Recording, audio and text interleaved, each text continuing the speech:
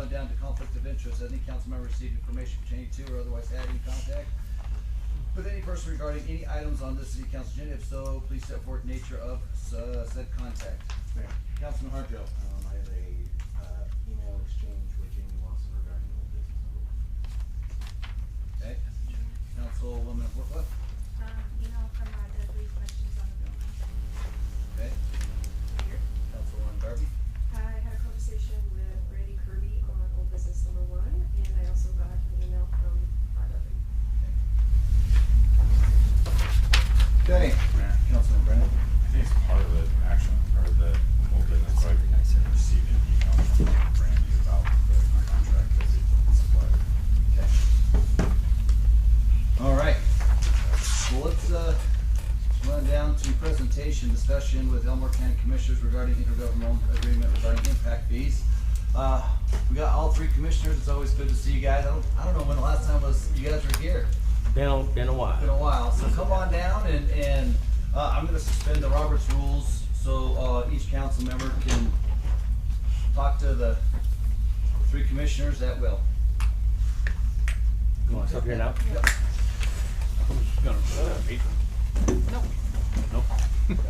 Mr. Mayor, council members, I guess, first and foremost, I would just like to say thank you for giving us the opportunity to be here and present. This is a very important issue for us, something we deal with on a weekly basis, trying to keep up with the growth as you all do the exact same thing and are well versed in what we're trying to do. So, with that being said, of course, we're open to any questions or comments or thoughts, and we'll do our very best to answer any of them. We know that there will be some issues or concerns and problems that we'll have to resolve, work out, things that might not be fun to deal with, but we're committed to that, and we're here to see to it there's no burden on the city, no undue burden, no expenses that aren't part of what the city does on a daily basis, and we would just like to ask for your help in moving forward and taking care of some emergency services. So, with that being said, I would sure stand for any questions for the commissioners briefly, and then we'll just turn it over to Abby. I guess I'll fire away really quick. So I got your comprehensive plan and reading through it here a little bit with a couple of staff and so obviously Oscar helped you guys with this, right? Or who's the other lady? Ozzy and Ann. Yeah, Ozzy. Sorry. So on here,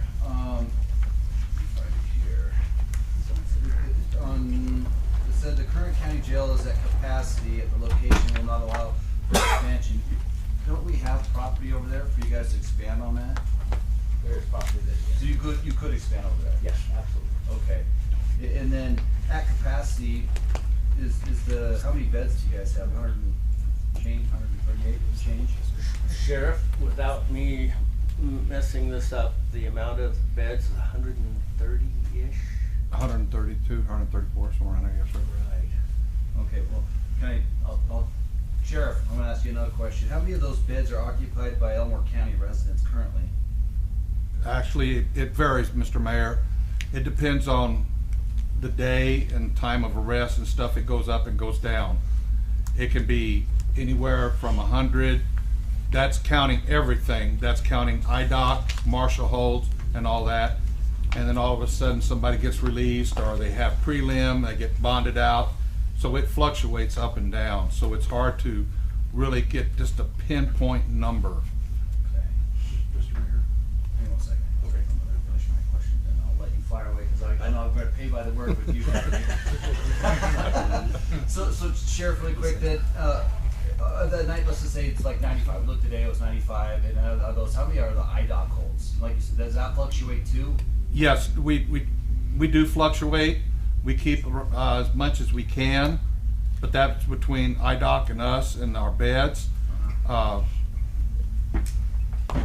Basically, it could go from 6, and then we could have 10, and then it'd go down to 3 when they pick them up. It just varies. And then these are just for my brain. And then do you have any ice holds?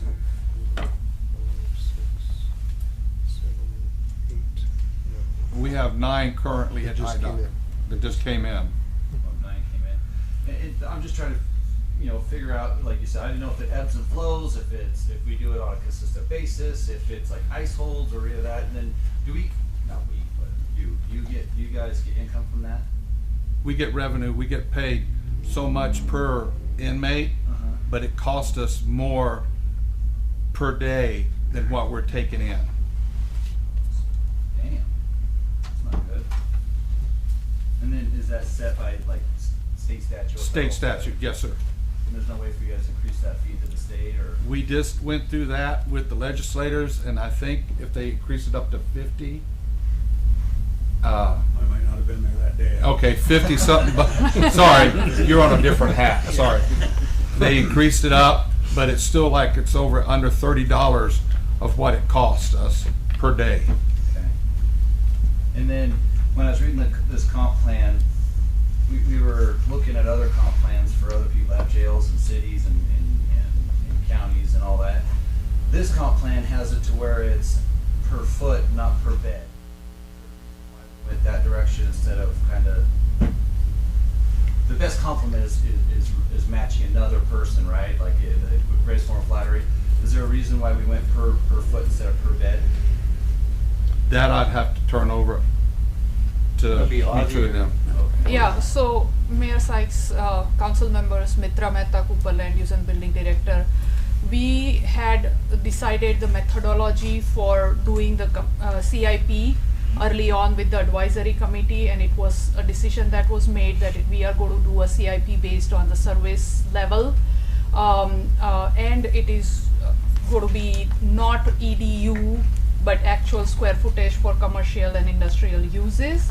And that's why I think, what we have done is really based upon, the methodology that the advisory committee had advised us.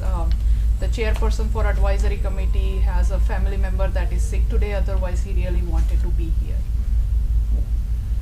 It's per square foot, so you can price it. Yeah, for building. Okay. In this body, not this body, I guess it would be this body on this side. The other two were brand new, but I think we all met and didn't have a problem with EMS, because obviously you definitely want to make sure that those services are definitely taken care of. It was the cost per square foot of the jail that really surprised, hey, So those are really only the questions I have before you guys can fire away or whatever. But like I said, it's good to see you guys. No joke. It's good to have you guys here. It doesn't go unnoticed. I want you guys to know that. It's good to see it, and it's good collaboration. And I think here moving forward, I think we can do some stuff together. Absolutely, well, we look forward to it, and, once in a while we need to have a meeting where we all just sit down and talk about what's going on. We're open at your convenience. We're there. No, and I know, like I said, you guys, it's hard to get everyone in a room too, and laws and just to sit down and just chit chat. It's hard, but it'd be good to do that as well. And I do want to make a comment, Mayor and Council, that as far as the IDOC and people from Elmore County, we've put quite a bit of pressure on the jail staff to, at a certain level, because the meal contract, all those things cost regardless if we're one person in there or if we have. Now it's elevated, the more we have, the meals are less money. But if there's more demand as far as Elmore County arrests, then obviously we're not going to be able to accept the outside. Right.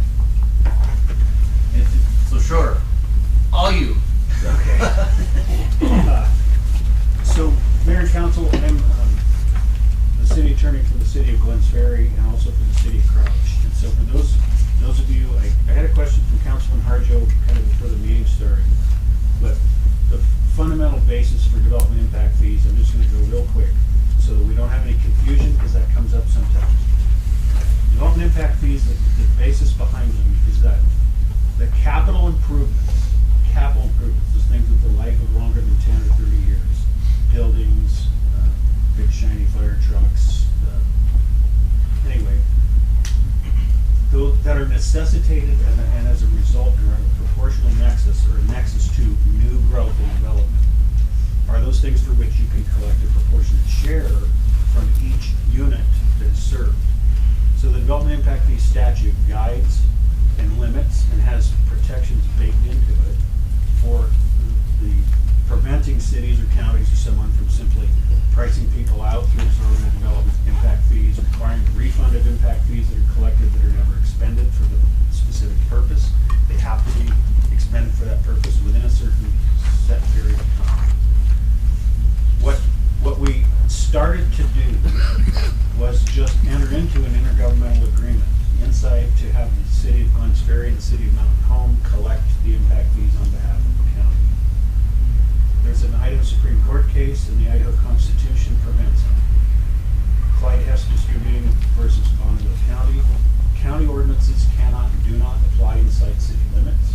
We cannot simply direct someone to pay an impact fee without having gone through the statutory procedure for enacting impact fees. And that requires the government entity in the jurisdiction to enact an ordinance setting impact fees. So we had this same meeting in Glens Ferry, and they're in the process of considering appointing a development impact fee advisory committee, which can be coextensive with that with the county to some extent.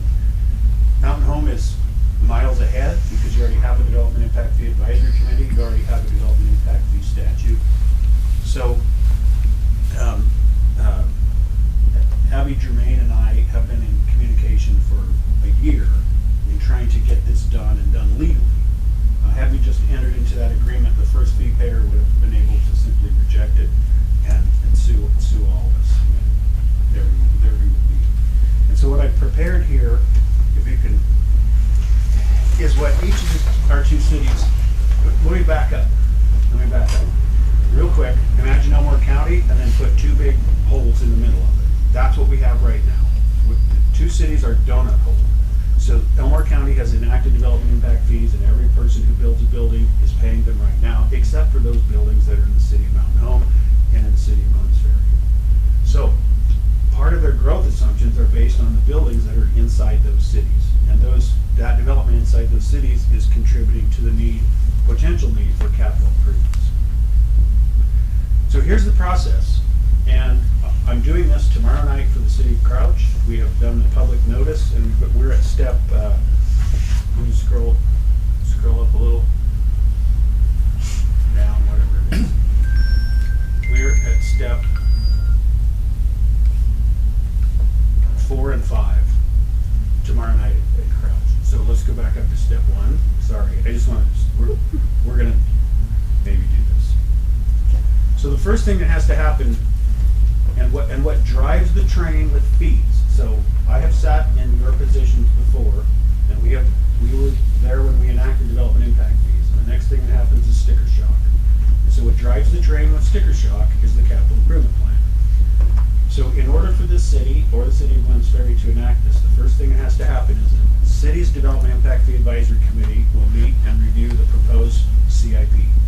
The CIP that the county is proposing the city enact is that for EMS and that for jail. So there is the statutory requirement for what an impact fee advisory committee does. They review the capital improvements plan and propose amendments, and then they file written comments about it. This is the work that Mayor Sykes was addressing or was evaluating in terms of the assumptions that are in that capital improvement plan that are driving the price. You can't simply go back and reverse engineer a price you don't like. If the price is too high, or you think your voters or your builders, your taxpayers don't want it, the way to remedy that is with this capital improvement.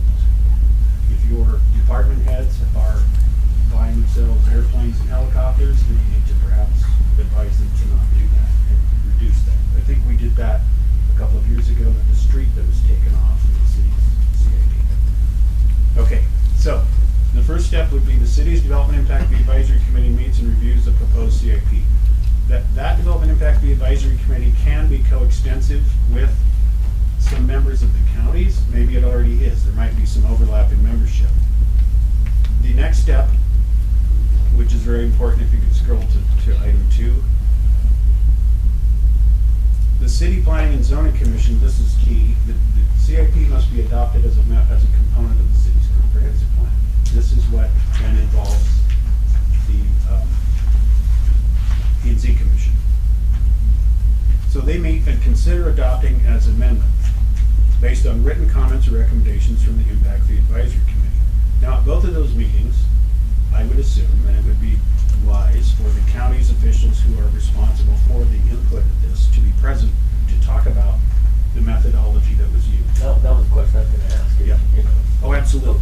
They need to be part of that. This is the meeting where the sleeves are rolled up and we've got pencils and adding machines or whatever, to know that that methodology is correct. Because the statute requires that the capital improvement plan, I put the code section, shall be included as an element of the comp plan. So then, the city P and Z votes and makes a recommendation to you, the governing body, as to whether to amend the comp plan and add that county CIP. Now, this is the third set of backstops in terms of the correctness of the fee, right? So there's three opportunities here the third one is, the first two, to adjust it if there's some error in the methodology or something that isn't being done right. And that's where the feedback loop can come back to the county commissioners and the county's Impact Fee Advisory Committee. Okay, now, they send the recommendation to you guys. City council then has to do a whole bunch of things. You can accept, reject, or modify, but you will schedule and hold public hearings on at least three things. One is adopting the CIP. You have to have a fee hearing. This is a little quirk that I learned. So when you increase a fee or have a new fee. So this has its own publication schedule two times. And then you have a public hearing on whether or not you should adopt the impact fee ordinance. You already have an impact fee ordinance in the code. I think another slide I made had some questions as to whether maybe you make a standalone one for the intergovernmental impact fees process versus the one internally to the city. I'm not sure which one's going to be best. With Crouch, we're just going to do it as a standalone ordinance because their ordinances aren't codified. Then the action item is 5, and you can do that at the same meeting, but you can't approve them. The statute is kind of quirky in that. It doesn't let you waive the rules and adopt the impact fee ordinance in one meeting. You have to do 2 before you can adopt it. It's never effective until 30 days after approval. So you consider approving the comp plan amendment and a resolution approving it. You approve the CIP and you have a resolution approving the CIP. You adopt the impact fee ordinance, and that's where I put likely an amendment or a separate section. And then you approve the intergovernmental agreement and the resolution authorizing. So none of this happens until every and all of these steps are taken. And so if there's some sort of concern about the level of the fees, you can set to work the people that you have appointed to do the work to advise you about those fees. Could you pull up this? A lot of work is done in this document, the intergovernmental agreement. Jeff, before you move on, should I just confirm that all the public hearings are officially held by the council and not by P&Z? Some are by P&Z, some are by the council. So because the development impact fee statute refers to amending the comp plan, and amending the comp plan requires compliance with 676509, which is the hearing requirements. And the P&Z Commission is the one that must consider the comp plan. That public hearing is held at the P&Z Commission. The statute also requires that imposition of a development impact fee public hearing is done by the city council and not by the P&Z Commission, because they're not the ones that approve the ordinance. When you're talking about that we have to do a public hearing for the fee ordinance, is it for the fees that we're going to charge the county? No, the impact fees The actual themselves. fees that are being paid, Yeah. so we actually have to essentially adopt them in the same manner. Well, so today, your fee schedule is for a bunch of things, copying papers, whatever. And then you have a city development impact fee that you pay for streets. Well, this will be a new fee. So this is a fee that people aren't paying now. It's a new fee because it's X amount of dollars for EMS and X amount of dollars for jail being paid to the county.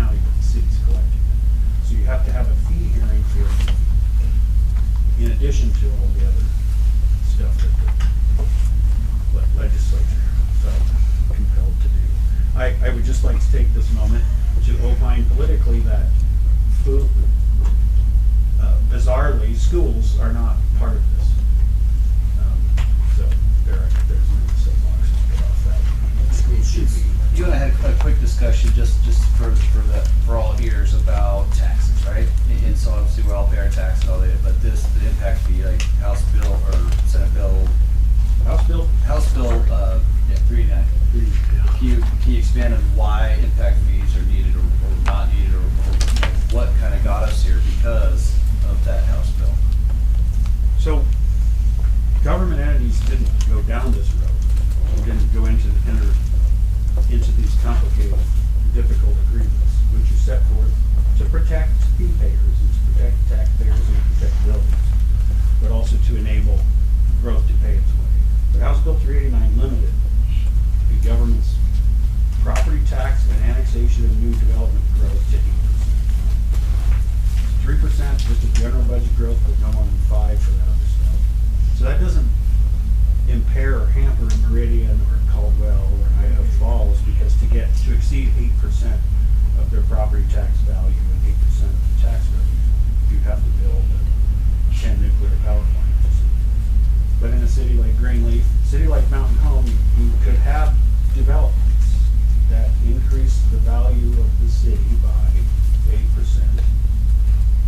And you're losing that which exceeds 8%, so you don't have sufficient tax revenue. So fire districts are all over the place in trying to get this captured.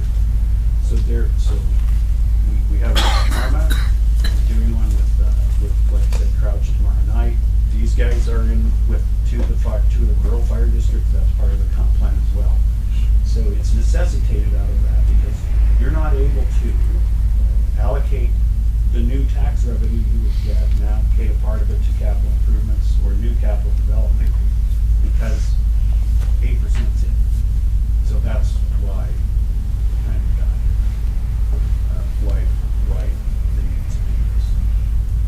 So to the extent growth outstrips the ability of an entity to tax for.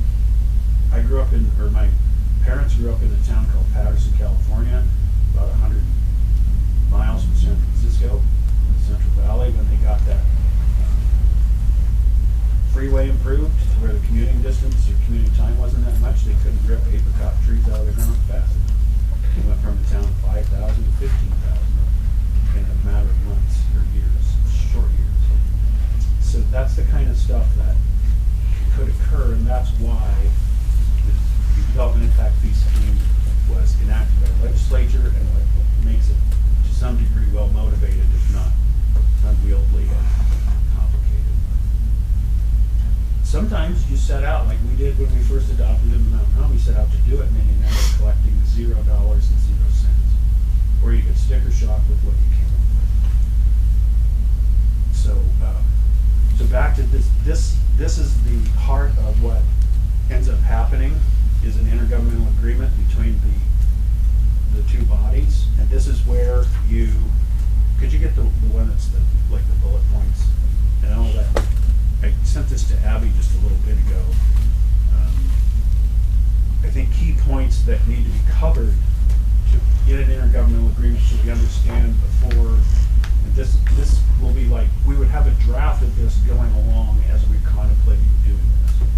So the ideas are how much, and this is one that came up as the city, I know we have had to weigh in on questions about various uses.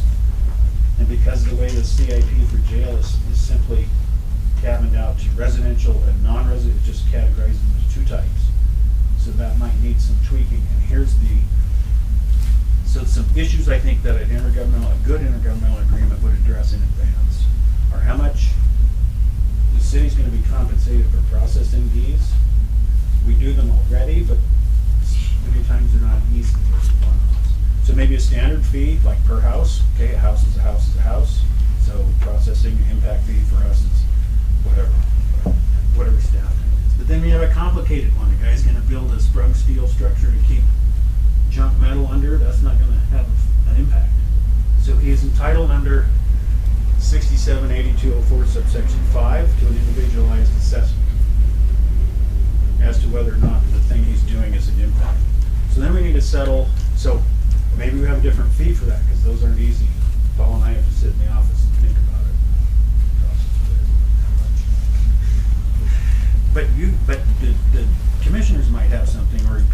P and Z might have something to think about.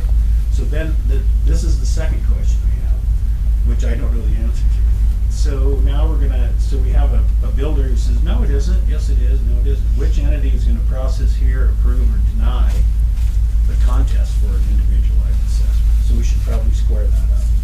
I think the one we have in Crouch, the fire commission is the final say. But, because Crouch is surrounded, well, not much as well, but I don't know. And County Commissioner, that was like another one of my questions is are we willing to adjust some of the CIPs and the CIP? And then the waiving of impact fees, would that be a council decision? If it's so deemed after they did their assessment, you know what I mean, is that something that this body could possibly do? If it was let's say it was a metal building, so we just found out that we're not allowed to charge assessments or impact fees to schools, county. And so I think you have to check back, I would assume, here from the city, from the Would shit. it be easier, would it be easier if each entity took care of their own complaints? I mean, it just seems like it would be a burden to have city staff worried about what's going on out here today at a dairy. Oh, no. Yeah, no, only in city limits. So, yeah, so, In the city. Yes. yeah, that's what I'm Yes. getting at. So a city, Okay. so All a right. city, I wasn't clear. Yeah, not county. so a guy stuff. with a city That's your- building that's your permit world. comes in, says, I wanna build a Wimmer fratzel, and we don't know what that is, and we haven't heard of one before, and he's like, no, no one's gonna go in the jail because of what I did. Well, then he's got a colorable claim under 67, 82, 0405, 82, 0405 for an individualized assessment. So then the task is who, because you're the guys that aren't gonna get the money if he's correct. And so that's where I think Abby and I and you guys need to chat about how we're gonna finalize those sort of things. The CIP adjustment is back down in the trenches at the advisory committee. That's tweaking that, and that's done annually too, with the impact fee advisory committee has to meet. We're like, what were we thinking? Let's do something different, or this isn't enough, or whatever. So the CIP adjustments are taken care of. Way before the Yes. gets Way back before. here. Okay. So a good example, pardon me to just interject, a good example that we had to deal with, and it would be kind of the same thing was it United Metals? Was it Yes. United Metals? But they bought our impact fees and they were correct, they did not have impact. And so that would be a good example of something that we would deal with, that's in city limits, that would have to do that. So it's really important to keep this statute is laden with definitions that are highly specific to the application of the statute. It's kind of like Title 49 in law enforcement world, right? So an intersection has a super definition. So waivers, exemptions, those sorts of things are they trigger certain different kinds of actions. So for example, the exemption or waiver for governmental entities is none of the above. It's a definitional. It doesn't meet the definition of development, right? So it isn't even in the book. It's not part of it, right? So it doesn't count. So development impact fees apply to new development. Development is a word that's defined in the statute, and so on and so forth. Service area, service units, all these things are heavily defined, and so you have to be super cognizant of them in court, but we need to be super cognizant of them as we put pen to paper and write ordinances and develop intergovernmental agreements about how they're going to operate. And so this is why waiving an impact fee, just saying, well, you're out of it, is not lawful unless it's a waiver that's expressly provided in the statute. Because what you're doing when you do that is you're undermining the assumption that every building that is built creates a burden, and you're shifting that payment to someone else. So if you do waive it, you're obligated to make it up out of the general fund. So the word waiver freaks me out. So, You might have a building that won't burn, but you might need an ambulance. right. So that assumption is this is why categorizing. You may want to look at the way new development is categorized with respect to different services, different services. So I think other cities have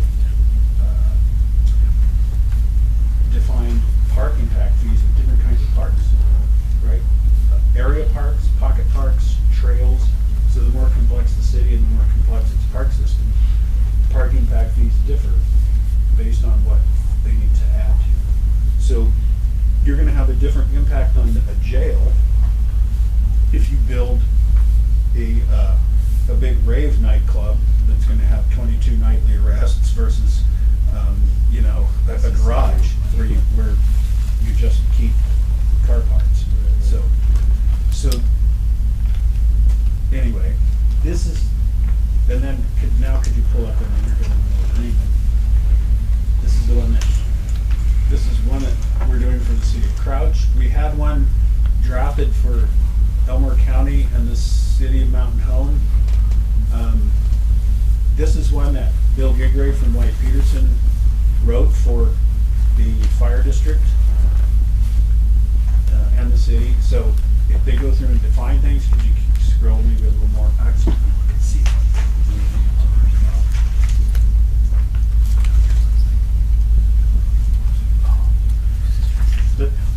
The fee for processing it is something to be billed. This was when we were contemplating entering into one. I had sent some edits, I think, back to Abby.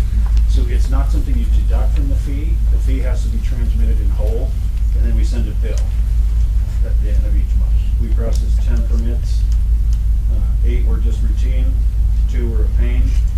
So the bill is X amount, whatever we agree to on this. Let's see. This is how section 4.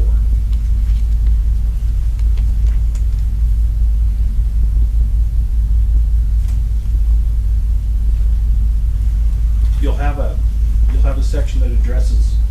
So you have your own development impact fee advisory committee. It's fine, you can leave it alone as it is.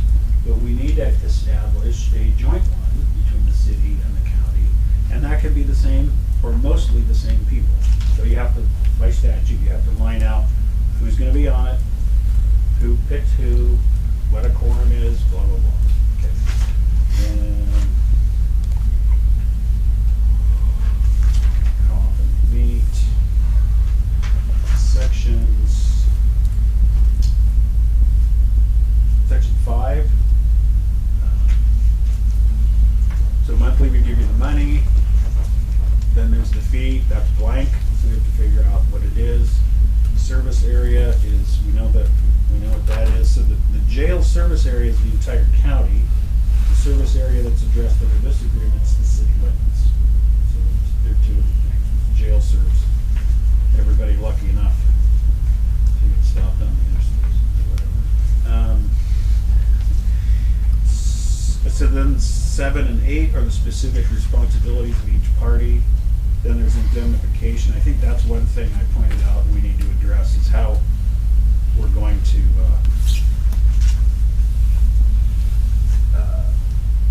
act when one or both of us gets sued. Do we do this? Do we huddle up and go in together?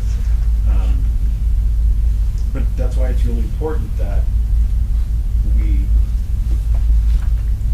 spend time examining the ordinance, examining the validity of the capital improvement plan, because if a fee payer, particularly with a very large project, is going to get a very large bill, and if he wants to challenge the validity of the assumptions upon which it's based, the process by which it's approved, then we're in some peril, which is why I thought it would be a really good idea to examine this in detail before we write, so every step of the way we know what we're doing. So here's a model of what one of these will look like. So it spells out what everybody's going to do. Chad, as far as the legal, potential legal battle goes, if some giant developer wants to argue the jail fee and now the city's charging it, what's the most likely approach there? Because we have to adopt it as our own. Right. But the numbers are really coming from, am I hearing right, that their own advisory board and their policies. So yes and no. So if you don't think, yes, they want to challenge, and there's a statutory way by which the whole scheme can be challenged. That has its own, risks or merits. And maybe at some point in time, I think the challenge is foreclosed if they haven't complained soon enough. But this is why the work at the beginning with the Impact Fee Advisory Committee of the cities and the counties to establish its validity. That's what I'm getting at is the most important. Because you'll end up having to adopt it. Then you'll have to own them. And so in order to do that, you want to make sure you're ultimately the author. We're the ones, the city of Mountain Home, our client is on the hook for not doing it right. But we already know how to do it right because we've done our own.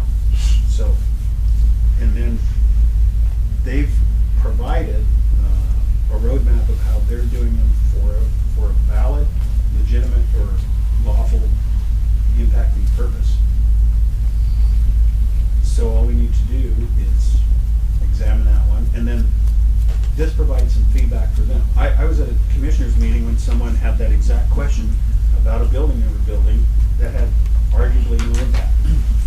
And so that's when the provisions of that, because 8204 is not just one, is not just five. I think there's 20 some requirements. An impact fee ordinance shall have provisions for X, Y, and Z. There are 8204, 1 through 25. 25 things that an impact fee ordinance shall do. You don't get to pick. You have to do that. So you have to provide a provision whereby they can, and that's why I think it's important to spell that out in the intergovernmental agreement, that if there's a individualized assessment that's sought, because I think from a practical or a policy standpoint, for a city who, and the city's building department, they've got a retail office, the guy walks in, he's got a bundle of plans, he's like, all right, well, I got my permits to build my house. Okay, so the policy goal, I would think, for you folks is that it's a one-stop shop.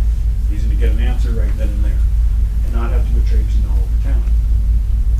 So if it turns into a hiccup, what's the smoothest way that the city and county can agree that we're gonna settle his question? So if we know in advance what the county's goals and plans are and how they, I don't wanna say exempt or waive, but adjust what the proper fee is, we should set that mechanism in place through our intergovernmental agreement. Yeah, real quick, do you think it's the exception of the rule that do big businesses usually fight impact fees? I mean, we haven't had very many big businesses here. And the several we have did argue the impact fees. Is that kind of normal? Is that what we would expect it? I don't know, because I just see a couple that come through in Paul's emails, and so I've seen them. Yeah. And then I've, walked through them. Back when you could count on tax revenue for this, I had a way that you could net zero them using anticipated tax revenue. But I did a lot of back in the envelope calculation. The service units are the trick. So it's easy to do service units when your service level for police in the city of Mountain Home is 2 sworn officers per 1,000 people. Or your number of acres of park is 12 per 1,000. Or your fire is a little tougher because you got minutes to respond plus numbers of engines. And then my stations come in eaches and not half a square foot. So service units for a jail, so then you have types of development. So it's easy to do with retail, or not retail, residential. House is 2 point whatever people, so many cars, so many trips. You can do the math on that. So many domestics, so many DUIs. So you can kind of get an idea of the jail impact from residential dwellings. So we had, this jail was built in 2007, had 138 beds. There was 26,000 people in 2007, 26,000. So we've grown to 30,000, so we've grown 4,000 people.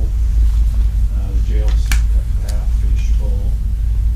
So that's your metric. So what I'm getting at is not every non-residential use is going to have the same impact, but it depends on the service and the service unit.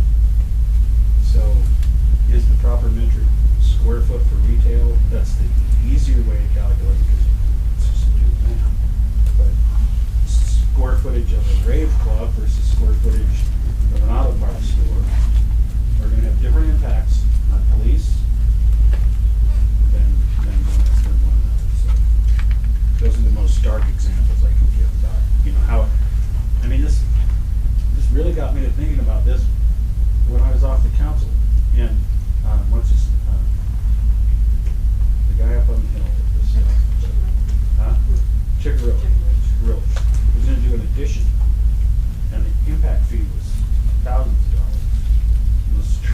The street's already built, fire trucks are already there, all the infrastructure's done. Well, what is and that's where the word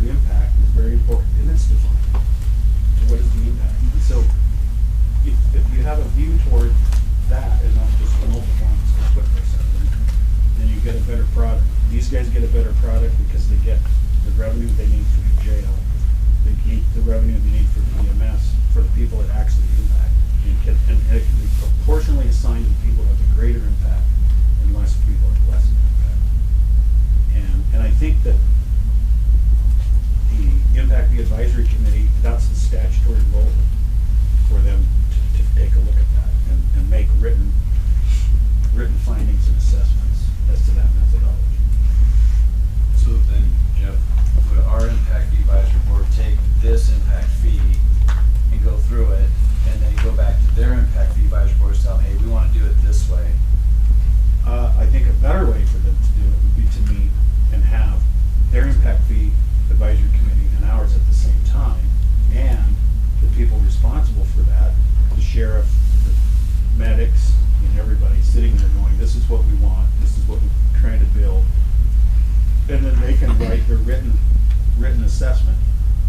And then they can go back to your governing body and your P and Z commission or your whatever and say, oh, here's what they're, because this is up to you to adopt.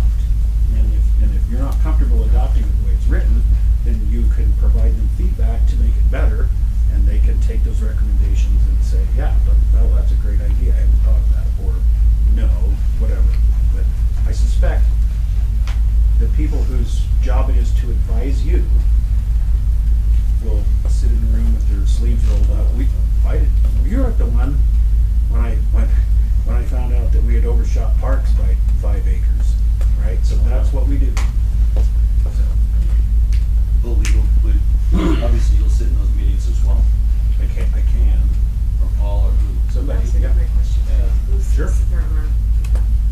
I mean, my role there, I'm trying to just give you the legal advice that you need and not bend policy, but there's also some policy considerations in how this works most efficiently for the county and for the bodies that have to deal with it, and then the guy at the counter who's just trying to build his house. So, County commissioners, if it,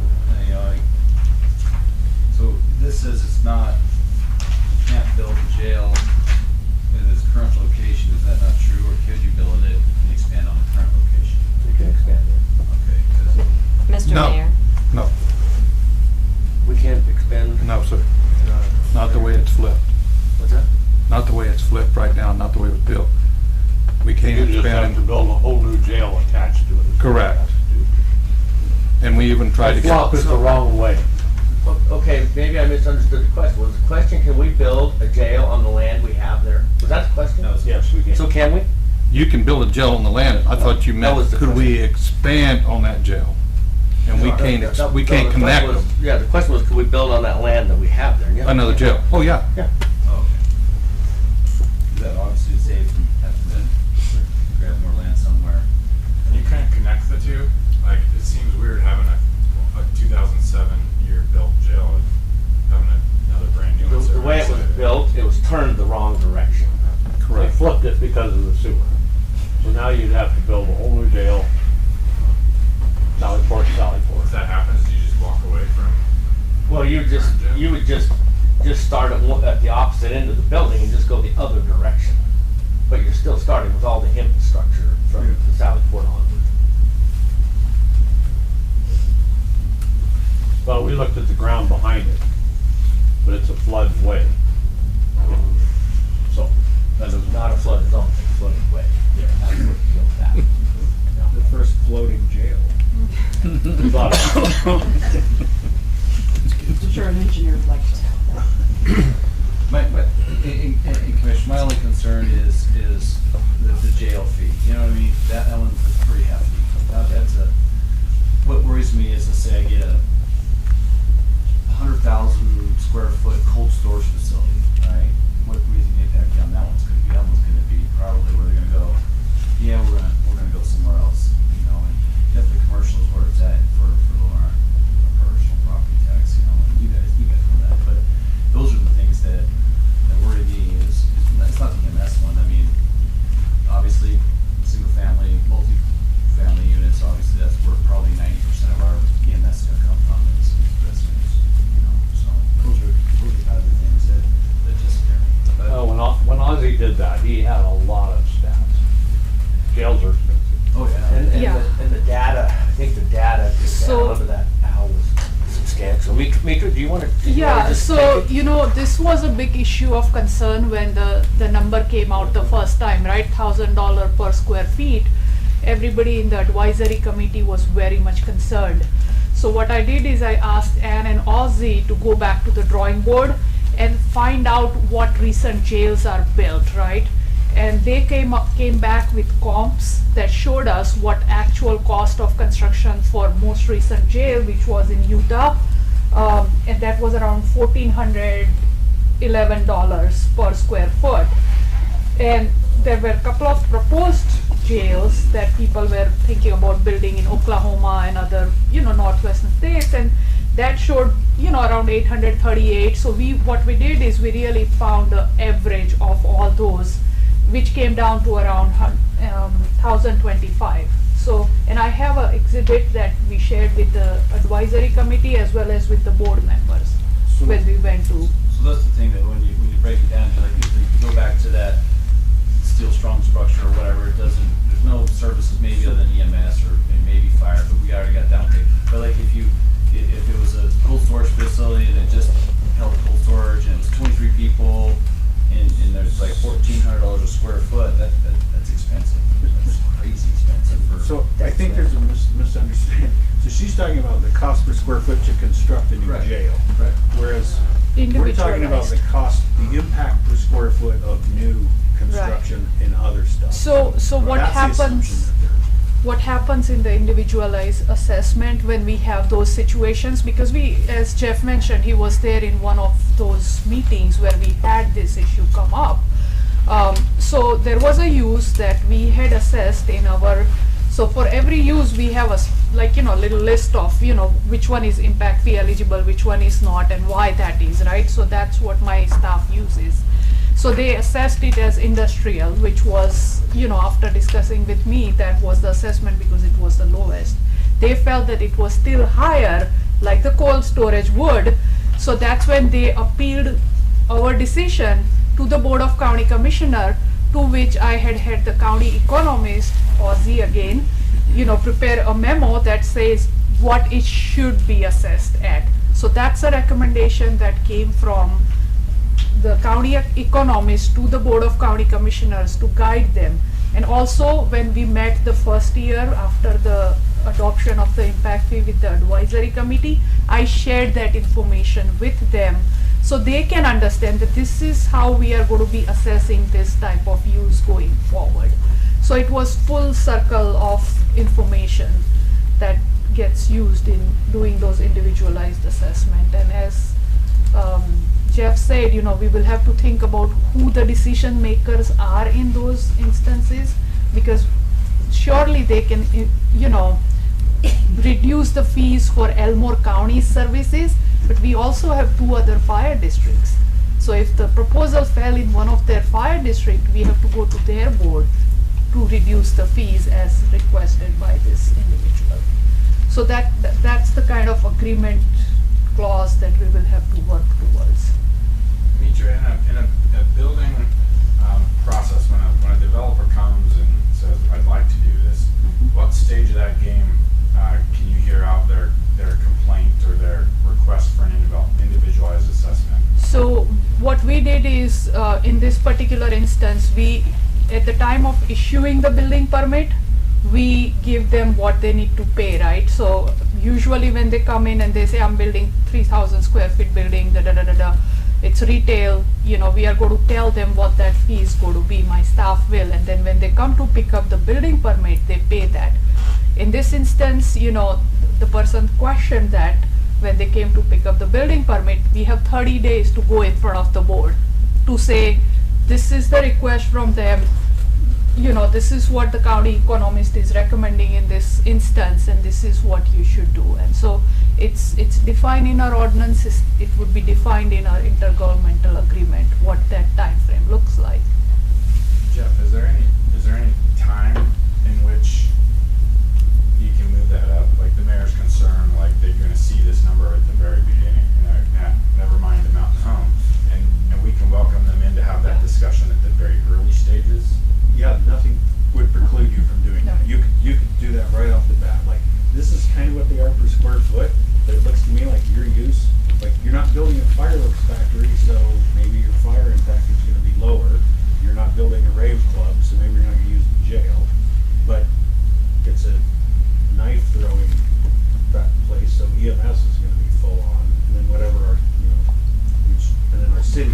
So the same thing, when they come to the city, what's my impact fees gonna look like? There's nothing precludes you from doing that early on. And the more optimism you can give them about the fact that you are eligible under this statute for an individualized assessment. The burden's on them also to kind of prove that they don't. Sometimes they're obvious. We did it on the parking shed for Idaho Power, right? What impact is that? None. Yeah, Right? That's Yeah, we've taken a couple of those where they didn't tell us how they're not an impact. They just said, we think it's too much, we don't wanna pay that, and then the council basically said, well, you're not an impact for these reasons, and I don't think that's our responsibility. Well, Ross did a lot of work behind the scenes on that one too. The two that we had. Did There we was a just- lot of work behind the scenes before it even ever came to us. Did we only charge them the fire one? I don't know, yes. Yep. But Jeff, doesn't this statute on impact fees take a lot of the arbitrary work out of it? I mean, it really clarifies, and I think, Mitra, you can probably speak to that, where things that are very, very specific, what you can and can't do. Yeah. Good. It doesn't give a lot of latitude on, well, I don't know if I really want that much. It's pretty clear on what you can and can't do on a lot of that. So yeah, the determination that a use, and again, you have fee specific, so you have an EMS fee, you have a street fee, you have a jail fee, you have a fire fee, so on and so forth. So those are all gonna be different because the driving boat there is the impact. What is that new development going to produce in terms of the need for capital improvements to support it? That's the premise. And so if you can make a straight-faced argument that impact that will not provide, that thing you do doesn't do it, that's not to say it's not across the board, but to say that a given square foot of a given activity just by virtue of the fact that it is non-residential requires further analysis to see if it impacts each of the service areas in the same way. And so that's where examining the methodology where the prices come up with is where all the work is. All the work. Well, and I think too, So a lot of bigger companies that are gonna come here, they're gonna come here with their legal team. They're gonna come here with their developers. They're gonna know right away, you know what, hey, fine, this isn't gonna impact us. We have no impact on here. So they're gonna know, usually. I mean, you don't get these big corporations without their legal counsel. So I think it hopefully will make it easier and streamlined. there's also the other side where some of these bigger developments, that's just factored into the cost and it isn't given a second thought. Yeah. So it kind of depends too on the payer.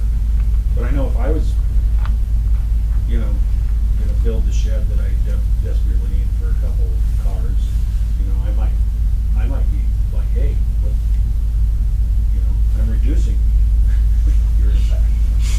I'm just curious the history on this. Why was gel and EMS never factored in before? Is it because we're just growing really fast and quickly and it wasn't thought of prior or something? I'm just curious why this was never an impact fee. To me, common sense, cities should be paying into jail for using jail services or EMS services. So I'm just curious. Go ahead. So, counties have been able to assess development impact fees since the statute was enacted.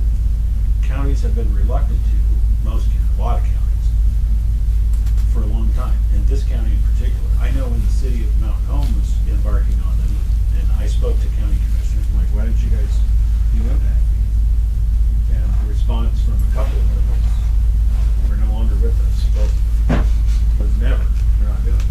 So they chose not to, because maybe they were able to, maybe they were able to factor in using capital improvements, they were using bonding. This jail was a bond, it was passed in 2005, passed with 80-some% of the vote. So those are various funding mechanisms, but the county, and then with 389, with limits in budget growth, I guess, and then I'll let you guys answer why you decided to, but that's why it wasn't ever done before. It was just a straight up policy and political decision. So, Mr. Mayor, members of the council, one of the reasons I think what you're trying to get at is why did City of Mountain Home not have these in their impact fees to begin with? Because the functionality of those services, right? So the providing EMS services is the core function of the county commissioners. I understand. Providing jail is the core functions of county commissioners, and as Jeff said, our jail was paid for by bond, and they wanted to go down that path. This was not a very well-known function. And we did not have growth, for almost a decade. We had very steady, no growth. So what's the point of doing that if there is no growth? Councilman Brennan, a few moments ago, was asking the question of at what point through the process of zoning and entitlement and all the way through that, the aspect of the city awarding the building permit when all the checkboxes get met. The question that I was trying to get with you about prior to the meeting, and maybe we can dive into that a little bit more now. In the city's workflow at the moment, zoning and entitlement and everything happens, and then for commercial, there's a, I forget the term for it at the moment, it might be like a site plan overview, with our development services folks.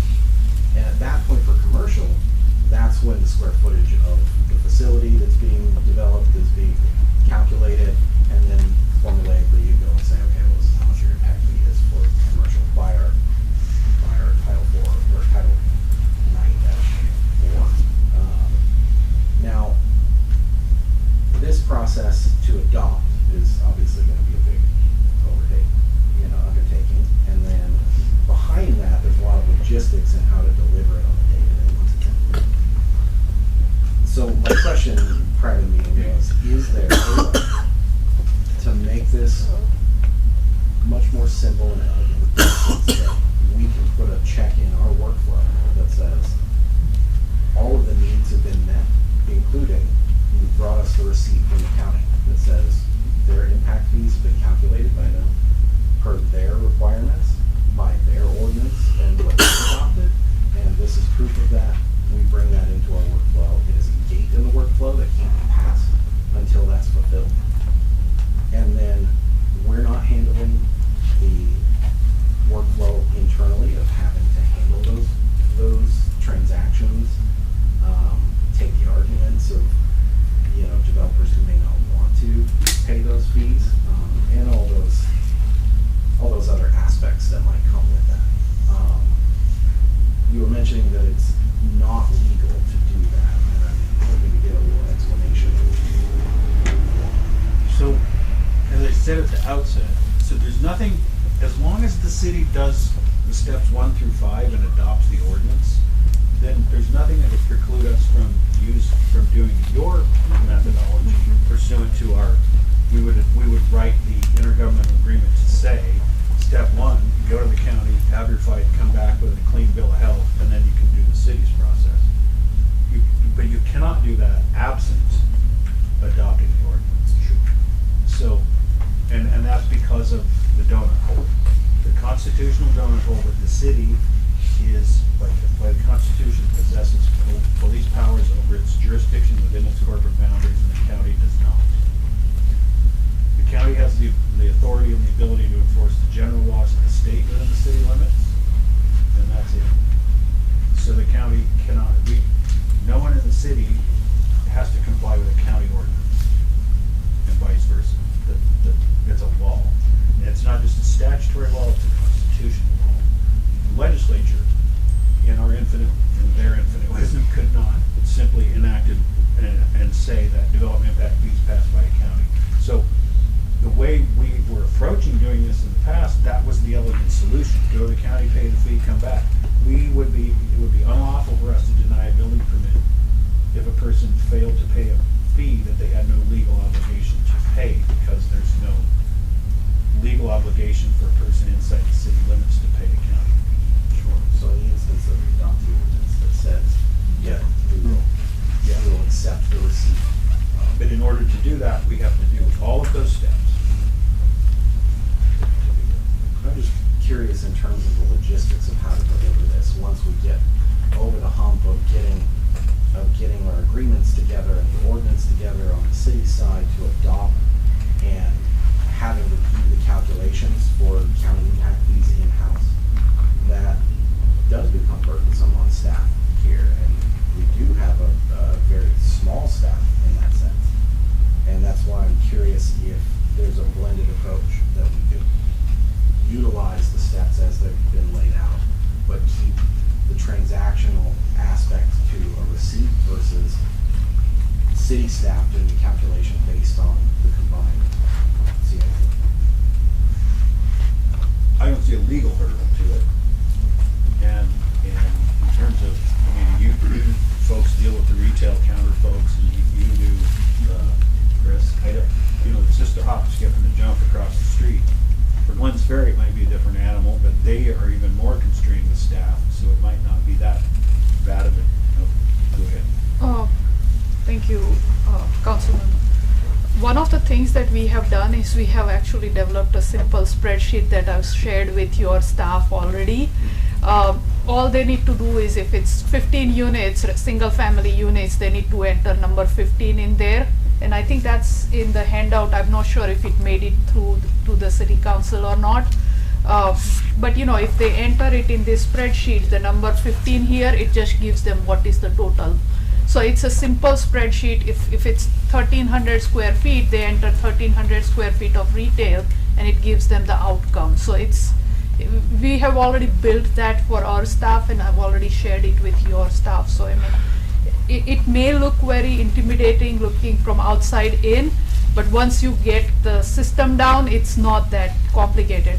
The tougher part is to sell the idea. Sure. To the development community once you adopt them. That is the bigger lift. And having a calculated spreadsheet is great. Yeah. Obviously. And that's one factor of the logistics. When it comes to the money handling, for instance, if we, as the city, as staff at the city, take in those impact fees, what methodologies we allow in terms of that transaction. Do we accept check only, so there's a literal pass-through, and eventually that makes its way from building services through, our treasury department, and then on to the city clerk, delivers it over to your city clerk, and then on to the staff and department that requires that touches a lot of hands along the way. So part of my concern, again, thank you for the explanation about the calculated part, but there's still a lot of hand-holding to the process. Yes. If we, as the city, decide that an individual, a developer can come in and pay by credit card, who's shouldering the credit card cost, right? If we're at 3% plus per transaction, and say that transaction is $90,000, it's a big expense in just the transactional fee. And as well, once that money is in a budget line in the city side, now we have staff having to account for that. It has to pass auditing on our side. There's a lot of logistics to deliver once the plan's implemented. And that, I think, is part of my concern, is what the cost on the city side to deliver. I want to make sure that the county gets their due impact fees, right? I want to make that clear right now. So I'm not bucking that we need to accomplish something. I'm searching for a way to make this clean for both sides and less cumbersome, less burdensome to the tax dollar. And that's why I wonder, perhaps there's a blended process that we can use that links the appropriate actions on each side of the fence. Jeff, can you pull that intergovernmental agreement up? Well, it's actually, it's easier if it would gut, if we did it that way, and I don't see any legal impediment to doing it the way you're talking about, where they just go over to the county, pay it, come back, it's done. Other than maybe a little, if there's a disagreement, but let's just say the cash handling, the remittance, guts half that agreement, because half that agreement is put it in this trust account, do this, issue an accounting, then send a bill. So now we're out, we don't have to send a bill. Now the only bill is going to be, well, we had to spend 2 council meetings arguing about whether a carport was an impact or not. But other than that, I think that's a more simpler way. I agree.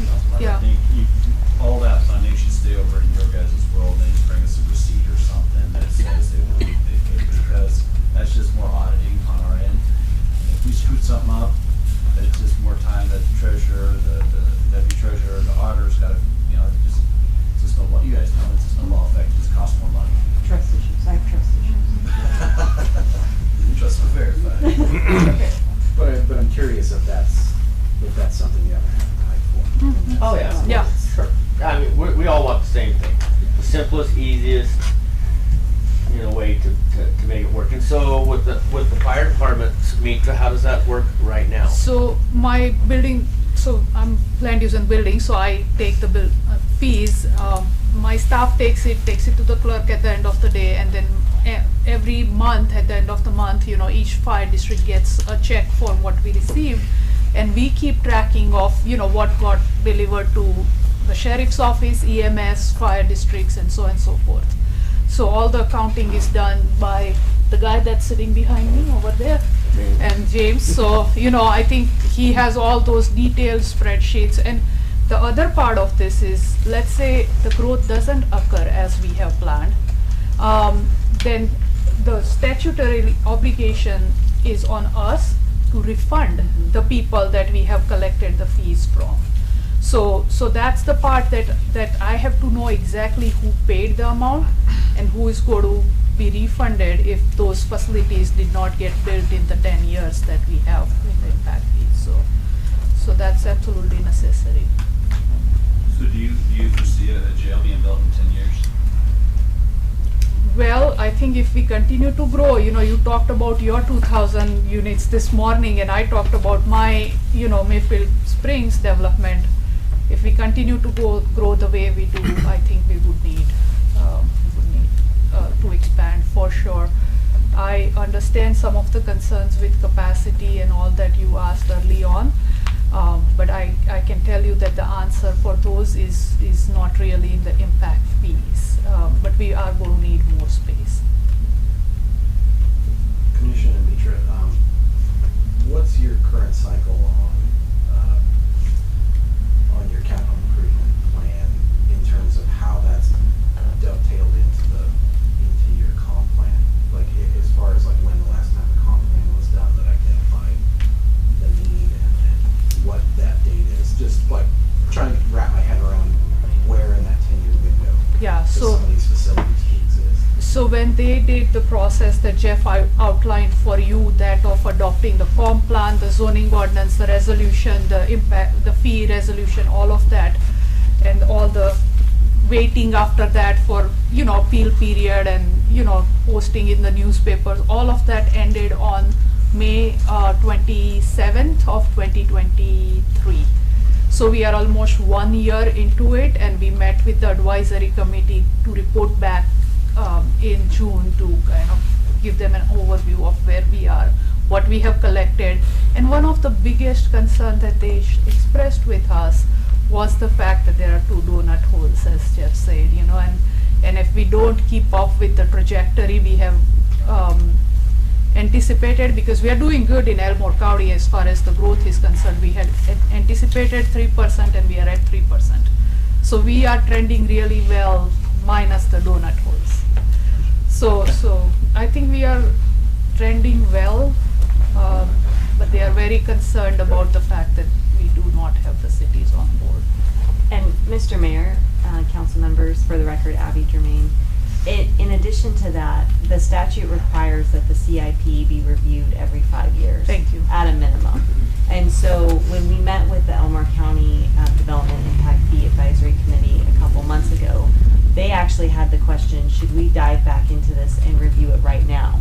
Just because of what they were seeing with how impact fees were being gathered, who was actually bearing the burden of that. And the comments that, I attended that meeting as well, and some of the comments that I provided and some of the other staff members provided was that let's wait and see if we can get Mountain Homes Advisory Committee involved in this, Glens Ferry's Advisory Committee involved in this, so that when we go back to review this CIP, hopefully soon, we can have input from these other municipalities as well on their advisory committees, so that we are making sure that we're having a joint conversation on whether or not this CIP reflects the needs of all the communities. I was just gonna say to Commissioners and Mitra that I fully believe that city residents, incoming residents, should pay for jail services and for EMS. If my memory serves me correct, I was not in favor of the city's impact fees because of the amount of money, and I didn't quite believe the calculations in which we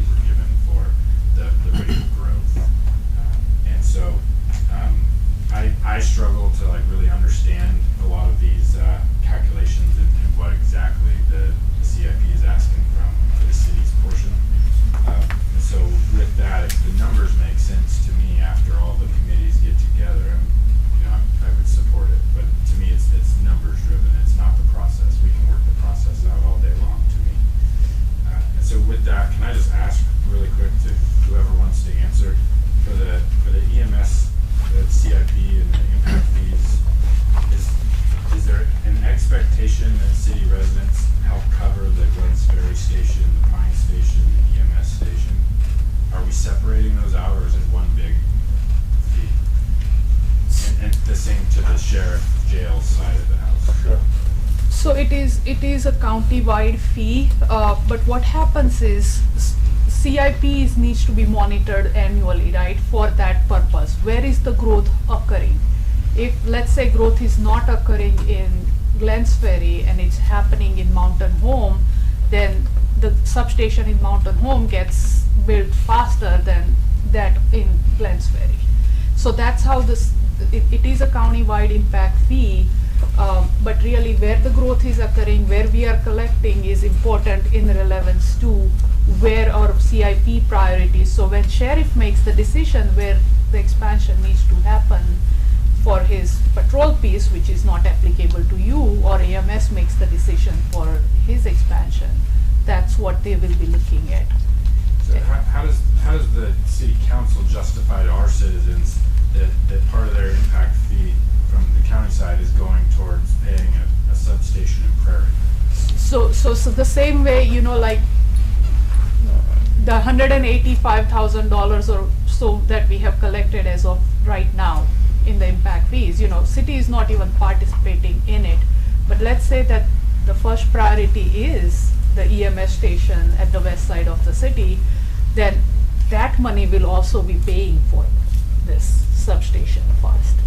So it's not one size fits all. It's per unit cost, right? So wherever the units are going is where the facilities are going to get prioritized as we build the CIP. And that's really hard for me to accept. Right. Jeff, is there another way to break that down, where if these are line items out here that the city residents pay for the Mountain West substation towards that in the EMS, and then they pay for the headquarters for the sheriff, and the money doesn't go towards those other items? Yeah, can we only have it to where all of anything collected inside city limits stays inside city limits? So this is where, and I haven't read the EMS portion of this CIP and what the assumptions are based on. This is where the definitional terms come. So service area, service units. So the jail service area is the entire county. So it serves from stem to stern, top to bottom. The need for EMS is also countywide, but the need for additional substations is a countywide function because of serving maybe the interstate. I think this came up when we were at Glens Ferry yeah. talking about. So you could, I think there's a way to cabin that off, and that is to say the growth inside the city limits of Mountain Home is going to provide a greater demand for EMS services in the That's it. city. And so those capital expenses that are needed, another ambulance, another bay in the ambulance building or whatever, that might be something that the Impact Fee Advisory Committee could consider is dicing out those improvements. But one thing Glens Ferry residents or the council was discussing there was that one isn't designed just to serve the city of Glens Ferry. But I didn't think about this until you brought it up. But yeah, this city residents paying for a new substation in Glens Ferry. Other than it's a broad example of EMS countywide, but that might be a fee you wouldn't collect in Mountain Home. I don't know, but maybe that's something that. So we did these calculations for Mountain Home and when we were doing the number crunching, right?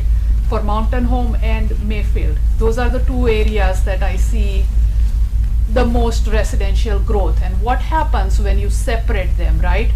And the exact analysis back to us is what Jeff you mentioned earlier. It's per unit cost, and where the units are where our priorities are going to be. So it really did not change the trajectory either for Mayfield area or for Mountain Home, because that's where we see, whereas overall Elmore County is 3%, we see 4.5% in those two areas if they grow as they are anticipated right now.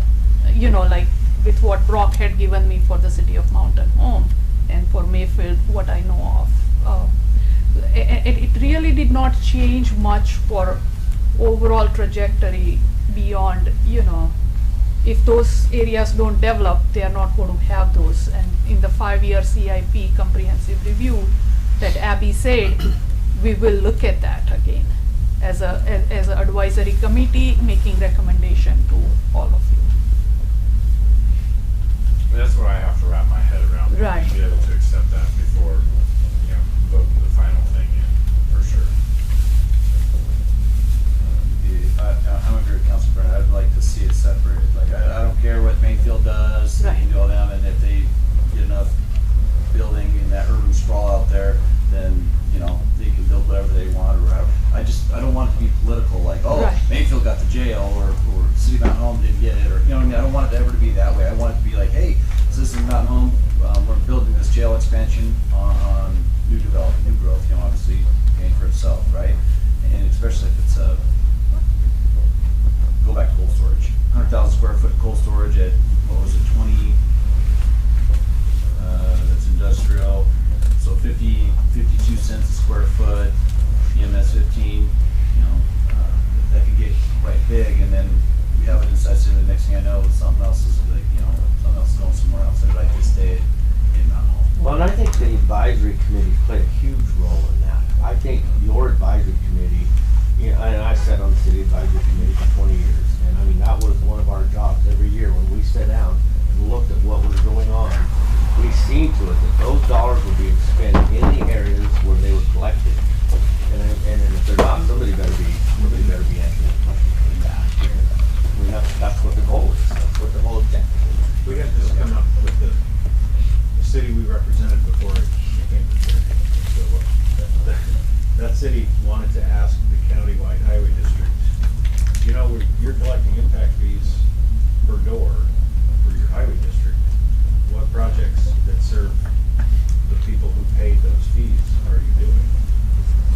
And this is also in the statute.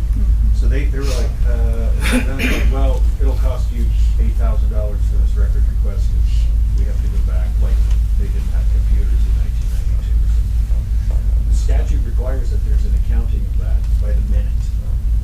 That you can phone them up and say, where are you at on the substation for Pine? Who paid for it? You could have little thermometers. The statute mandates you have a functional version of a thermometer as to where you are in each of those projects, forwarders. So you have to give an answer. Jeff, correct me if I'm wrong. I want to say, didn't you, when you did our impact fees, you wanted it geographically? I think that's what you're asking. Isn't there something, refresh my memory, it's been so long that we've done them. Isn't there something that prohibited us from making it a geographical, if I'm building in Pine, I'm gonna pay Pine's impact fees? Well, that's where the ordinance and the CIP defines service areas. So fire defines service areas, and that's where actually when in the legislature we amended the development impact fee advisory statute to allow for intergovernmental agreement impact fee advisory committees, we mistakenly used the word service area thinking it meant the same thing as the geographic limits of the political subdivision. It doesn't. It does in most cases, but we found out from Post Falls that they have hyper-defined service areas that they collect impact fees for. Post Falls has a fire impact fee that's at one end of town, and they only collect them in that area of the town to service that service area to build that fire station. So no, nothing precludes you guys from doing it in the city, nor the county from hyper-defining service areas and collections. The other thing too is that, in theory, your funding is going to follow the need for the services too, right? So if you have, let's say, massive growth in Mountain Home, it's not gonna make sense for EMS or the sheriff to say, we're gonna go build a substation out here, right? And vice versa. So even though, let's say you have one development in Pine, and you're saying, well, why is this one development in Pine contributing to the fees for a service station in Mount Home? Well, regardless of where the service station is, that one development in Pine is still contributing to the need for additional services. And it's not proportionate to the big development happening here, but they're also only paying a proportionate share of it, right? Because it's one development. So in theory, that funding should track And that's where the advisory committee can say, no, we're seeing the growth here. These are the ones that are paying the big majority of the funding for this. That's where the new facility should go. That's really the choice though, they're just a recommending body, so if they do that, either us or the commissioners can say, hey, no thanks, we're gonna take it over here instead. I mean, obviously, the leadership of the governing bodies do have a final say, but the advisory committee is the one who's having to make the recommendation. So you would basically have to say, well, we're not going along with what you've seen with boots on the ground with how this is actually playing out. Mitra, I've heard that the county's advisory fee did not recommend passing the. Well, they had concerns with the jail component of it, and that's why the Board of County Commissioners, if you recall the first hearing where you all showed up and said that we should not be charged for patrol, when we adopted the actual ordinance, we did not, we actually removed it from our ordinance to not have patrol for Mountain Home, and also they recommended that, we reduce the jail fee by 20% in the first year and jail fee by 10% the next year. So the third year, we are in year 2 now, so in third year, it will be the full impact fees that will be collected. So that was the recommendation that came out of all of you, as well as our advisory committee recommending to board that it is high. So everything that was recommended ultimately came to policy? Yes, I believe I don't recall all the details, but I think main concern they had was the high amount in. That's why we phased it. That's why you phased it in the end. And it's now built into our ordinance, and, yeah. And I think we did that to give an opportunity when we start collecting those fees, that goes back to the committee and they reevaluate that fee to make sure, if we phase it, then it kind of gives us a better idea, because it was a sticker shock for me, I'm sure. Everybody involved, I just threw papers and said some words and I think it was a shock, and after we went through, and I think that's where the decision came to kind of ease into that, because jails aren't built every day. We don't know, and we don't know the need. We hope there's not a need. But we all know there's It's your fault, Leanne. really been the last couple months there's been a huge need, so. Not last couple of months. Well, actually, Mayor, I'm fine asking the advisory board committees to get together and start hashing this out. Okay.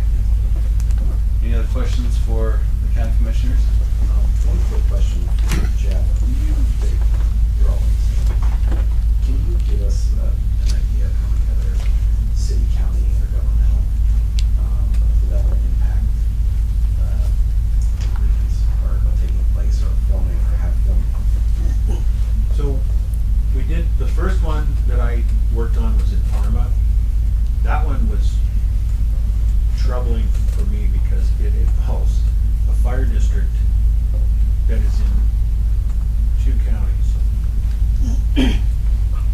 So we had that, and we didn't get that one quite right. In fact, Gigray is now that fire district's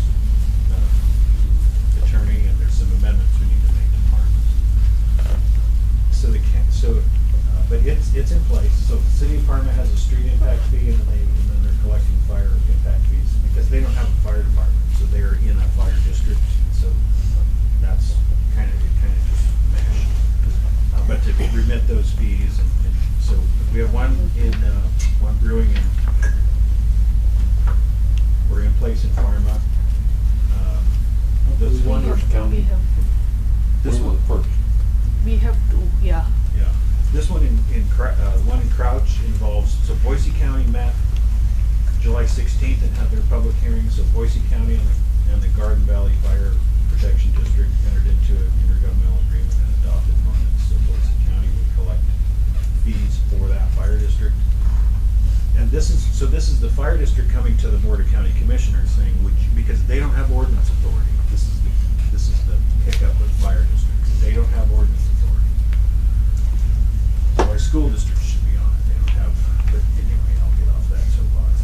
So the ones I'm familiar with and have worked on are Parma and Crouch and in Boise County.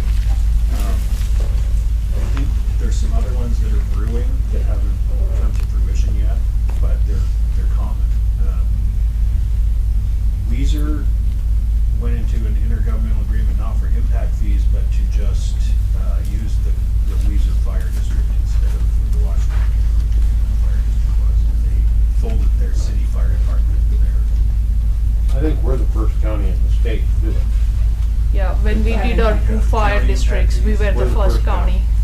For county impact fees, but the intergovernmental agreement ones with a city and I think we might have another, I think we did one with Gem County. I think Sharice did that one, 2 or 3 years ago. Gem County and the ambulance district. So this would be amongst the first implementation and adoption in the city Yeah, for development impact fee. yeah. There would be any hesitation to inviting Glens Ferry, the advisory board for them as well? No, I think it's great. I Yeah. think it's absolutely great. And is it, in my mind, I'm thinking like the firehouse training room, do they have the availability to host it with the big table space, or is there another spot that all these folks can get together in one room? We have several buildings. We We Yeah, have a we really nice actually new have meeting room. Rocky Bar conference room open now. Neil does the building. In Rocky Bar. Not in Rocky Bar. Don't ask. I know, every time I hear it, I hear We had that. a naming survey and it was fun. So that's not, I was just gonna say, let's go. they can all meet there? Yeah, of course. So, yeah, absolutely. Hey, it's not on Glens Ferry's agenda, they meet in 28 minutes tonight, but, they're on the verge of, I think, appointing an impact fee advisory committee, and then going through these steps, and so I'm gonna send them this list as well. These guys have been down there already, and then Mitra came to follow up with some more questions that they have, and they have the identical questions that you guys have. But now I can also walk them through, this is the thing you're gonna have to adopt. You get an impact fee advisory committee together, they'll meet with Mountain Homes and the counties, and then you guys can tune it all up. Cool. So we'll wait for Glens Ferry to get theirs up and running, and then we'll set a time for all of them to get together and start moving that direction. Yeah, I mean, you might wanna just get started, I don't know, they meet twice a month, so this is their second meeting, the next one's, yeah. Council good with that? Commissioners, let's do this tomorrow. Yeah, and before we quit, Mike, Greg, Alan, anybody have anything that we missed that you wanted to add? No, sir. You just Well, we appreciate it too. We appreciate your time, and I do agree, we need to sit down more often. Absolutely. I have a quick question, and I don't expect any deliberation on this, it's not on our agenda, but did the commissioner body receive our offer to the dispatch services agreement? Not yet. I hope, we sent something back, I don't know who it went to, maybe Shelley. To Vicky, sorry. So hopefully you guys review that. Yeah, we have not seen it. How about the dog pound? I don't think we've seen that. Yeah, right. That's it. No, it went back to legal. Yeah, remember the dog pound, or the Title 6? So we're in the process, I think, Paul reviewed our 6-6 ordinance updates. Oh, the animal control? Yes. But I don't know that that's just the agreement. But that's not, but we're waiting on the finalization of that. Before proceeding. Well, Anyways, that's a pretty rough one. That's on the agenda. yep. So, all right. Come on, nobody. All right, guys. Hasn't been Ladies, updated. thank you. That was bad. Thanks. That was bad. It was rough. That was bad. Yeah, I agree. It was real rough. Judge asked me for. All right, we'll stop on the block. We'll get back on to Robert's Rules of Order. Thanks very much. So far, it's still not been in Let's the run down jail. the consent agenda. Council, is there anything you'd like to pull? I'm happy to take you. Discuss, and more clarification on. Brennan, sorry. That's probably totally done, but I just wanted to ask about the resolution number. Okay. Item, L, what's on the agenda doesn't match the one in the packet, but it might be referencing two different things. May have numbered them off. I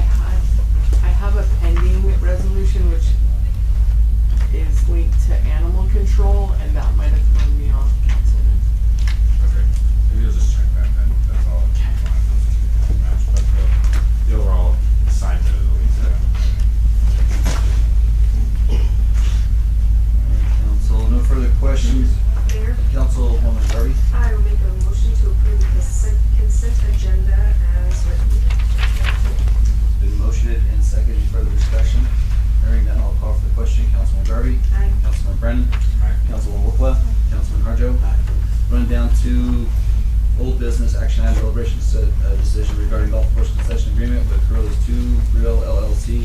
Set terminate on September 30th. Item continued from March 12th, 2024. Council, what do you want to do? Councilman Brennan? Did Brandy not come today? My understanding is she would attend.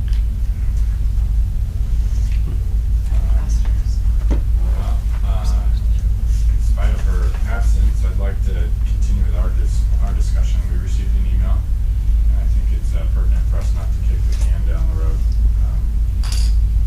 any further, so that we can either get her on board with the new contract or offer it out to anybody else to bid on, not to bid, I'm sorry, but to try to contract. I don't have that email printed off.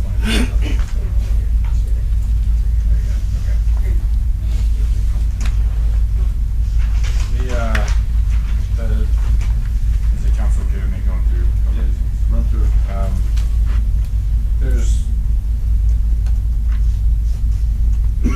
There's really nothing I want to counter back with. There was one request for us to reconsider the opportunities for the city to allow for other food vendors at the golf course, and I am maybe indifferent on that, but there are some examples that brought to my attention that I think are acceptable. Times in which the city allows other food to come, which maybe like a school event out there, whether it's a cross-country track meet or a school golf league tournament. If that whole group of the school students want to buy their group a few pizzas to feed everybody because it's the most economically feasible for the school, I don't have any objections to that. Rather than saying nope, you can't, and you need all your kids that are out here need to buy cheeseburgers or hot dogs or sandwiches that are offered at the restaurant.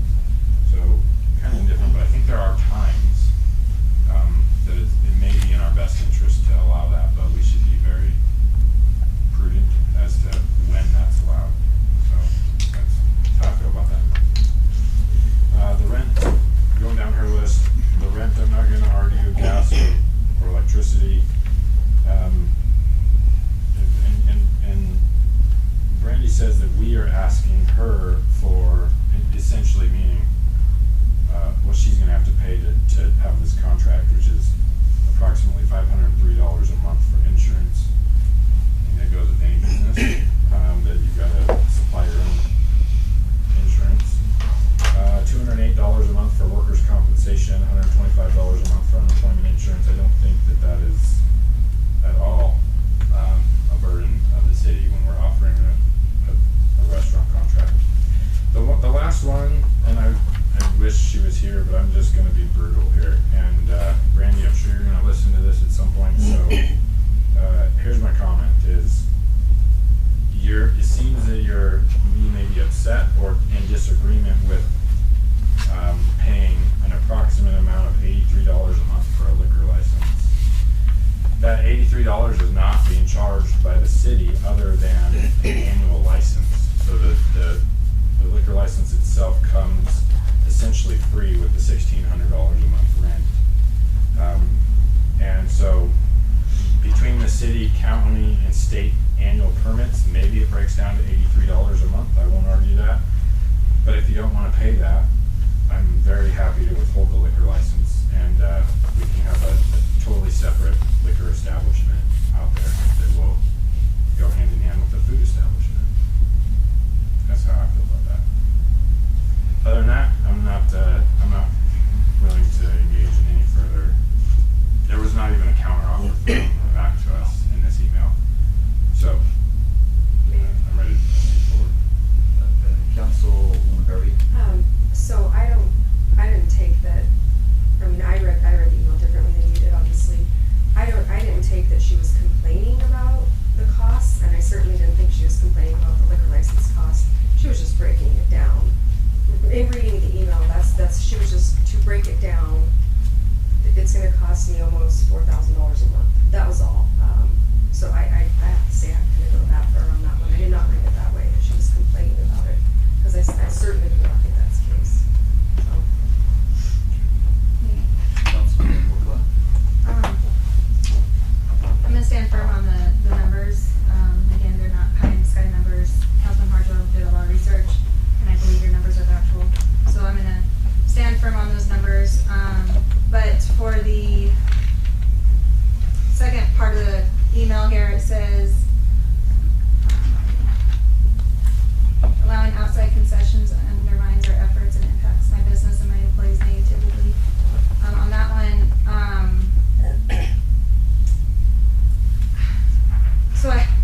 because I know we had a discussion, like, okay, we talked to Jake, he says, yeah, food trucks won't be able to fit on the parking lot, so we're like, okay, let's not talk about putting those vendors there. So I had to go back into the contract on page 3. It says, except as otherwise provided in this agreement, the city at its own discretion may allow and issue special event food and drink permits to concessionaires outside of the clubhouse on the golf course. So is this saying that it would have to go through the city for permission for the, like you mentioned, like the pizzas, or let's say if the police department wanted to have a day like the fire department does, something like that. Is that something that would have to come through the city? I don't know who to ask. But is this something that would have to come through the city permission every time that an entity wants to come in and bring in outside food? Is that what Mayor. I don't know how to answer that question. That's a good one. How would that work? Whatever this governing body dictates that they could go ask for permission, right? It'd be Brandy at first, like, hey, Brandy, this is high school kids are bringing a box of pizza. It's not gonna happen every time, I'm assuming, but if that's who they ask, would it be Brandy, or would it be, yeah, that's a good question. Go ahead. I would believe it'd be a request, and I think the only occasion it occurs with the school district. It seems to be, the cross-country did it, and I think that's kind of where its basis and paragraph got inserted, was due to that. Councilman Harjo, sorry. That's exactly what it is. Okay. The intent there was really to protect that ability for the schools and their cross-country teams and that kind of thing. If they're traveling in from other areas of the state, for a zone tournament or a state tournament for cross-country or what have you, if they come from an area that they're not well funded as a sports program, that they have the ability to seek sponsorship or what have you for outside food vending in that sense. How often does that happen, or have they expressed interest, or? I would probably say the cross-country did it once or twice. Yeah. So this is just Went on. onesie, twosies Yeah. type thing, it's not like a, I don't know, once a month type of thing, just like, okay. Yeah, so, I don't know, do we need to fix the language in there to make that more clear, or do you think that this is, good? Well, words matter, so definitely, if we're gonna Yeah. fix it, let's fix it. Right. Councilman Harjo. If it's the intent of the council to focus on that aspect of it, which I think most of us are going to be in agreement on, that language can be changed to protect that aspect. There's some interesting scenarios that I don't know if they've ever come up, but something to consider in the sense that if a new or established tournament decides to ask to bring in their own catering, and there's a significant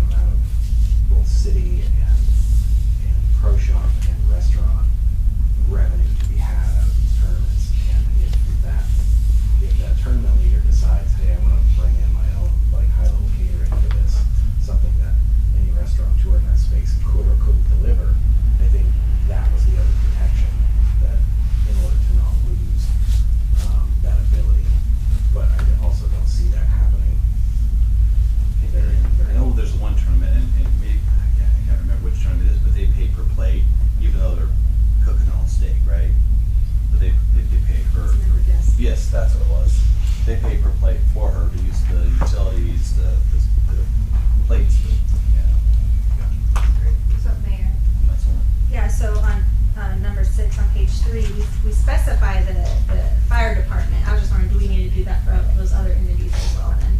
Just if that's what we're thinking is the school.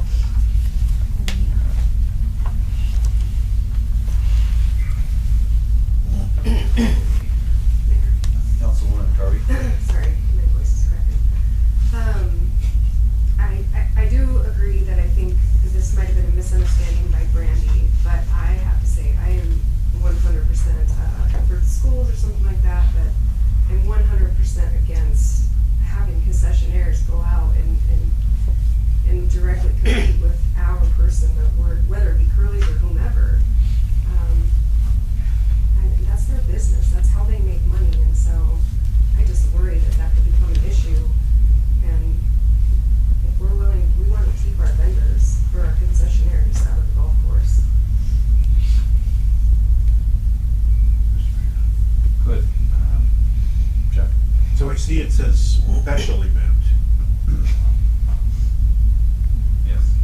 So back to the words matter, which they do. So in other words, if there's the way I would interpret that, at its own discretion, the city may allow and issue special food and drink permits to concessionaires outside the building. So yeah, you wouldn't let a raft of food trucks set up in the parking lot every day. That would be prohibited under this contract. But if you said it's Mr. Schroeder's birthday, and we're gonna have a food truck in the parking lot, and I came and asked you for that, you would be able to grant that under the terms of the contract. The concessionaire, not city, right? The city, at its own discretion, may allow and issue special food and drink permits to concessionaires outside. So I would come to you and say, I'm having a birthday party at the golf course because I love golf so much that I played once in 58 years of existence. And I want to have a birthday party there. Then I can ask you, and at your own discretion, you can allow me to hire a concessionaire to come to that birthday party and serve it. That's the way I read that. 6. So Mayor, yes, so I think then with clarifying that, thank you, we should then say the ones specifically. So we're not having that circumstance where Right. we have to determine, are we gonna celebrate your party, right? And then if we do it for you, we have to do it for every single other person, this, right? So I think, yes, to Councilwoman Garvey's point, agreed, right? We should make it very clear and not just have it an open free-for-all type, do it for one guy, do it for everybody. So let's, the schools was the one in concern. We got the fire department, any others? We just put it in there that, for a educational institution, you know, the city at our discretion can offer it for an educational institution. Councilman Harjo?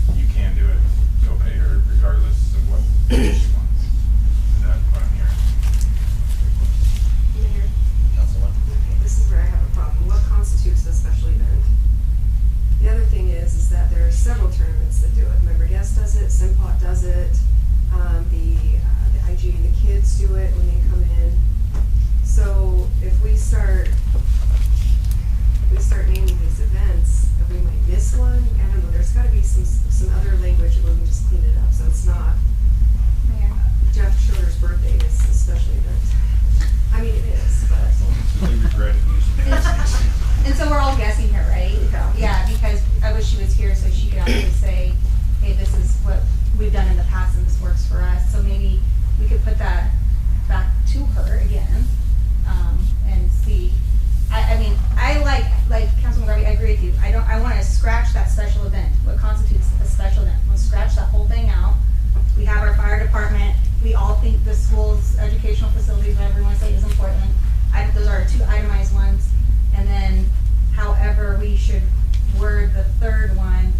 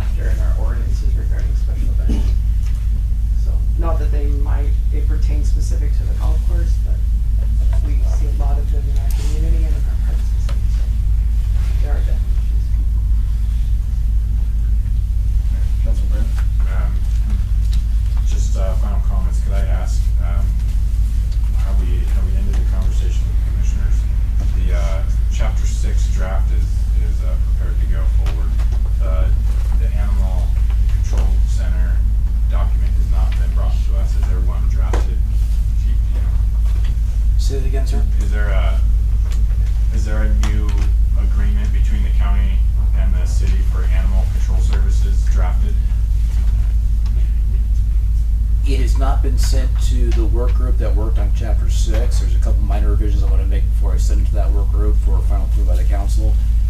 And for the record, I made that very